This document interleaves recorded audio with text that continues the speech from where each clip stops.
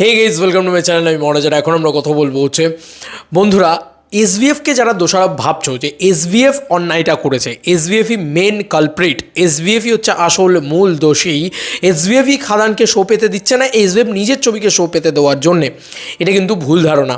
তার আগে একটা ছোট না, এটা সবথেকে বড় আর কি, মাত্র এই কয়েক ঘন্টার ভিতরে 5 ঘন্টার ভিতরে বলা যেতে পারে নাম্বার 1 ট্রেন্ডিংয়ে খাদানের ট্রেলার। ইয়েস বন্ধুরা, নাম্বার 1 ট্রেন্ডিংয়ে খাদানের ট্রেলার। এছাড়াও অ্যাক্রস অল মিডিয়া প্ল্যাটফর্ম যদি দেখা হয় 2 মিলিয়নের মতন ভিউজ কিন্তু অলরেডি জেনারেট করে ফেলেছে খাদানের ট্রেলার। এটা মনে হচ্ছে, আমার অন্তত ধারণা তাই বলছে। 21,000 লাইক এবং 1,70,000 ভিউজ হতে পারে না, এটা মোটামুটি 2 লাখের ওপরে লাইক মানে ভিউজ হয়ে গেছে। এছাড়াও আরও বিভিন্ন জায়গা থেকে, কারণ এটা একটা সুরিন্দর ফিল্মস থেকে, দেব এন্টারটেনমেন্ট ভেঞ্চার্স থেকেও সেম সিমিলার একটা ভিউজ পাওয়া গিয়েছে। আবার দেবদার নিজের পেজ থেকে, তারপরে বিভিন্ন জনদের পেজ থেকে আর কি, মানে যতজন আছে সবার পেজ থেকেই কিন্তু এটাকে ছাড়া হয়েছে। কারণ ট্রেলার কেন, এবার অনেকেই ধারণা যে কেন এক জায়গা থেকে ট্রেলারটা ছাড়লে তো বেশি ভিউজ পেত। ভিউজটা এখানে ম্যাটার করছে না, এখানে হচ্ছে ভিজিবিলিটিটা ম্যাটার করছে। তো এই ট্রেলারটা যত বেশি মানুষের কাছে পৌঁছানো যায় সেটা বেশি ইম্পর্ট্যান্ট। সেটা অ্যাক্রস যত মিডিয়া প্ল্যাটফর্মসেই হোক, সেটা ভিউজ ম্যাটার করছে না, এখানে ভিজিবিলিটি ম্যাটার করছে। যে যত বেশি মানুষের কাছে পৌঁছবে, তত বেশি মানুষ এই ট্রেলারটা দেখবে, তত বেশি মানুষ টিকিট কাটবে, পরিষ্কার কথা। তো যাই হোক, এইটা হলো গিয়ে প্রথম খবর। এবং সেকেন্ড খবর আরও প্রচুর আছে, সেগুলো আমি আসছি, অন্য একটা ভিডিওতে নিয়ে আসছি। তবে এখানে কিন্তু এসভিএফের এগেনস্টে যে পলিটিক্স হচ্ছে বা এসভিএফ ভুল করছে, এটা কিন্তু আমাদের ভুল ধারণা হচ্ছে।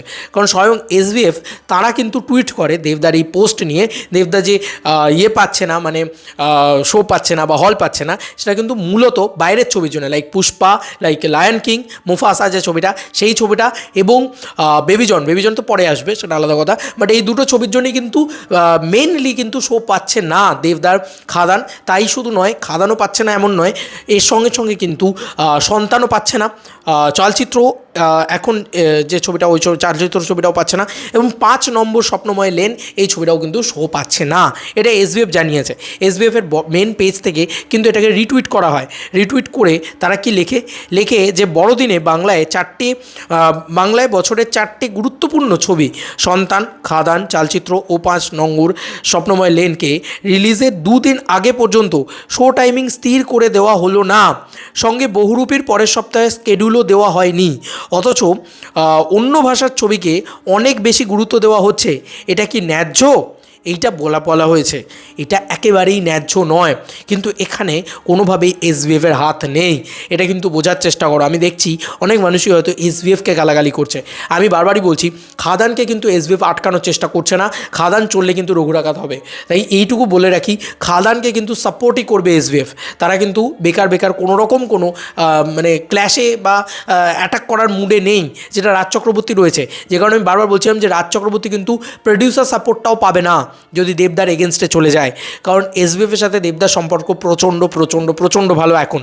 তো ইতিমধ্যে দাঁড়িয়ে এতগুলো বাংলা ছবিকে শো ভাগ করে দেওয়ার যে জায়গাটা, সেটা কিন্তু হল এক্সিবিটার্স, ডিস্ট্রিবিউটার্স এরা।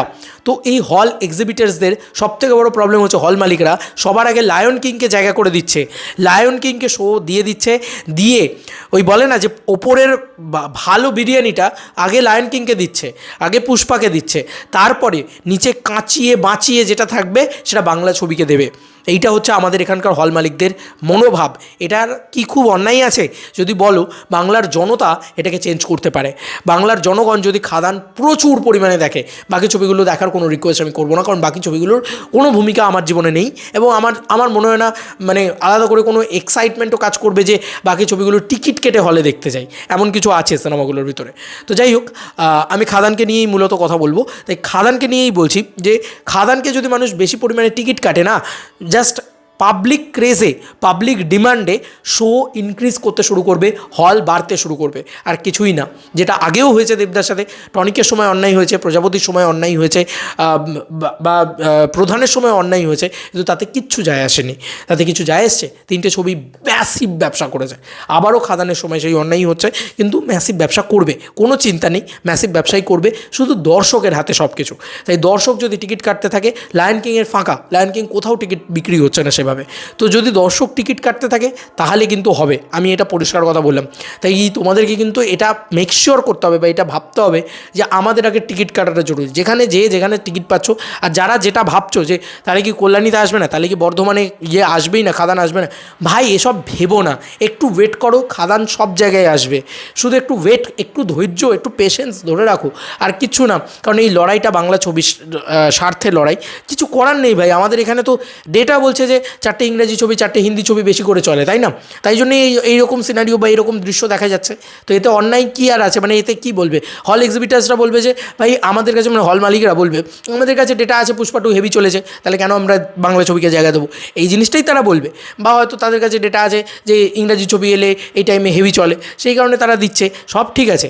কিন্তু আমার কোথাও গিয়ে মনে হয় যে এইবার হয়তো এই চেঞ্জটা হতে চলেছে। দেখো, বহুরূপী চেঞ্জ করেছে, বারবার বলছি, বহুরূপী চেঞ্জটা করেছে ইন্ডাস্ট্রির, মানে বাংলা ছবিও যে কোনো হিন্দি ছবির সাথে দাঁড়িয়ে চলতে পারে, বহুরূপী চেঞ্জ করেছে। এবার ফাইনালি খাদান সেই চেঞ্জটা করছে, খাদান সেই চেঞ্জটা করবে।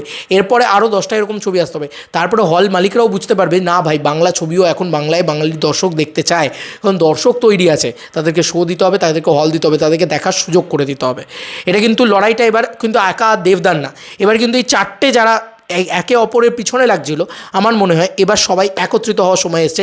নাহলে এসভিএফের এই পোস্ট কিন্তু হতো না। এসভিএফ কিন্তু নিজেই পোস্ট করে জানিয়েছে, দেবদার পোস্টকে রিটুইট করে।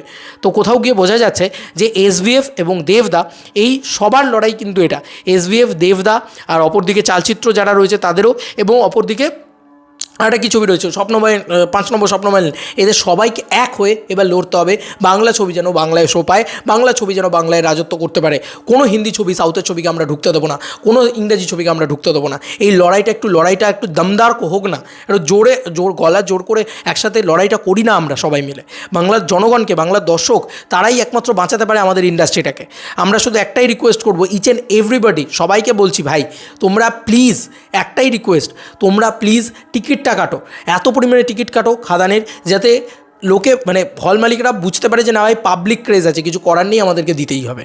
এই ছিল এখনকার মতো ভিডিও, খুব গুরুত্বপূর্ণ একটা আলোচনা, যে কারণে অনেক মানে রেকর্ডের বাইরে বেরিয়েও আমি কিন্তু এই খবরটা তোমাদেরকে সবার আগে তুলে ধরলাম। চলো বন্ধুরা, নতুন কোনো ভিডিওতে দেখা হবে, বাই বাই।